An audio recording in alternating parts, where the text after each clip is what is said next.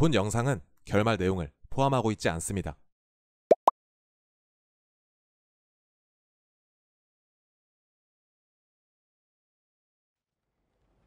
This is an Olympic gold medal. 과거 레슬링 금메달리스트였던 마크 슐츠. 금메달리스트였던 인물임에도 불구하고 아무런 지원 없이 부족한 훈련 생활을 하고 있습니다.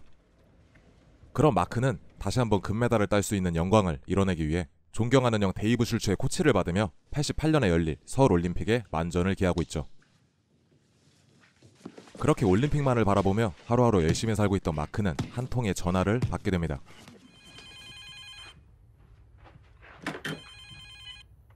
Hello? Hello, may I speak with Mark Schultz? Who'd you say again? John E. DuPont of the DuPont family. 그 전화는 바로 미국에서도 엄청난 부를 축적한 듀폰 가문의 상속자에게서 연락이 온 것이었죠. 미국 내에서도 손꼽을 정도로 부자였던 듀폰은 사람의 마음을 돈으로 사고 파는 인물이었습니다. 그런 듀폰은 마크에게 파격적인 제안을 하게 되죠. Mark. John DuPont. I assume you trained for the Worlds? Yes, sir. Good. Well, I'm a wrestling coach. Are you getting the support that you need? We as a nation have failed to honor you. And that's a problem. 마크가 서울올림픽에서 금메달을 따기 위한 모든 지원을 아끼지 않을 테니 자신이 운영하고 있는 폭스캐쳐의 코치 겸 선수로 합류해달라는 것이었습니다. 레슬링이 비인기 종목 스포츠인 탓에 정부의 지원 없이 열악한 환경에서 메달을 준비하고 있던 마크에겐 일생일대의 기회, 이 명문 가문의 엄청난 후원을 거절할 이유가 없었습니다.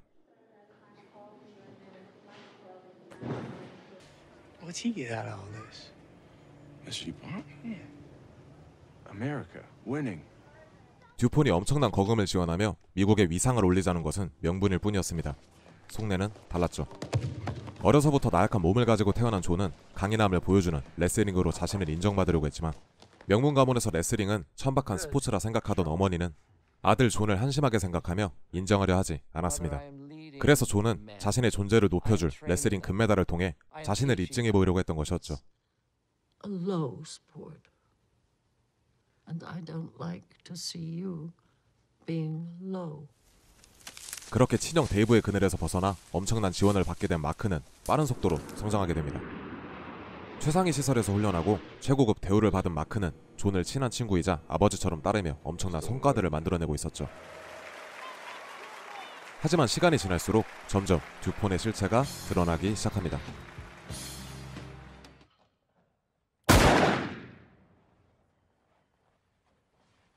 $387 days to Seoul, gentlemen. Wrote down a few things for you to say.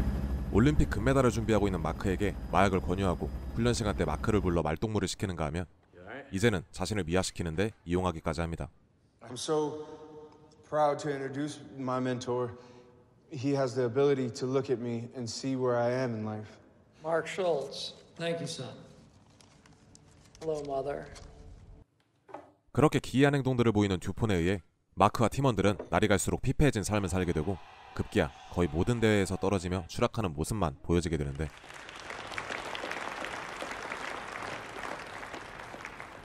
존의 성에 차지하는 마크는 이제는 그의 화풀이 대상이 되며 친구 같은 사이로 지내자던 듀폰은 그를 하대하며 폭력적인 모습을 보여주기 시작합니다. Why is there nobody in the gym? What do you mean? It's almost noon. There's nobody in there. Are you okay? You ungrateful ape. 그렇게 존의 예측 불가능한 행동들에 둘 사이는 멀어지게 되고 급기야 존은 마크에게 무관심하게 되며 형인 데이브를 코치로 영입하게 되는데 이 선택은 그들도 예측하지 못한 엄청난 비극의 시작이었습니다. 데이브가 코치로 합류하게 되자 폭스캐쳐의 팀의 분위기는 완전히 바뀌게 됩니다. Catch both knees. Put your arm through. There's your cross ankle. All right? 나태해져가던 팀원들도 데이브의 코칭에 활력을 찾게 되고 모든 것을 포기하고 무너져가던 마크도 다시 운동에 매진할 수 있게 되죠. 사람의 마음을 돈으로 해결하던 듀폰은 데이브로 보면 충격을 받게 되고 그에게 열등감을 느끼게 되며 악마로 변해가기 시작합니다. 마크는 무사히 서울올림픽에 참가하고 그토록 바라던 금메달을 따낼 수 있을까요? 데이브를 영입한 이 선택은 그들에게 어떤 결과를 초래했을까요? 영화 폭스캐쳐는 실화를 바탕으로 제작된 영화입니다.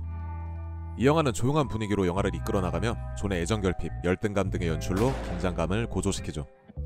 존 듀포는 인정욕구가 굉장히 강한 사람입니다. 어머니에게 인정받으려 발버둥치며 폭스캐쳐 팀에서도 자신을 롤모델, 멘토로 인정해주길 바라죠. 하지만 듀포는 표면적으로 폭스캐쳐의 감독 겸 멘토일 뿐 실질적으로 존경받는 인물은 데이브였습니다. 어려서부터 친구 없이 자란 듀포는 대인 관계에 서툴렀고 How much does he want? When you can't buy Dave. 모든 인간관계는 돈으로 해결된다는 그의 신념은 데이브로부터 무너져버리죠. 그 모습을 보며 배우고 존중하는 게 아니라 우월감에 찌들어 있던 듀포는 결국 열등감에 차게 된 것입니다. 그는 모든 것에서 인정받지 못하는 2인자일 뿐이었죠. 명작들로 알려진 카포티, 머니볼 등을 제작한 베넷 밀러 감독의 영화입니다.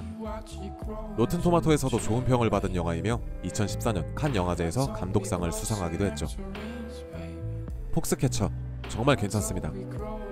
2시간 이상의 긴 러닝타임을 가지고 있지만 베테랑 배우들의 연기력으로 몰입도가 상당해서 그런지 체감상 시간도 굉장히 빨리 간 느낌이었습니다. 영화를 안 보신 분이 계신다면 꼭 추천드리고 싶은 조용하지만 지루하지 않았던 영화 베넷 밀러 감독의 폭스캐쳐였습니다.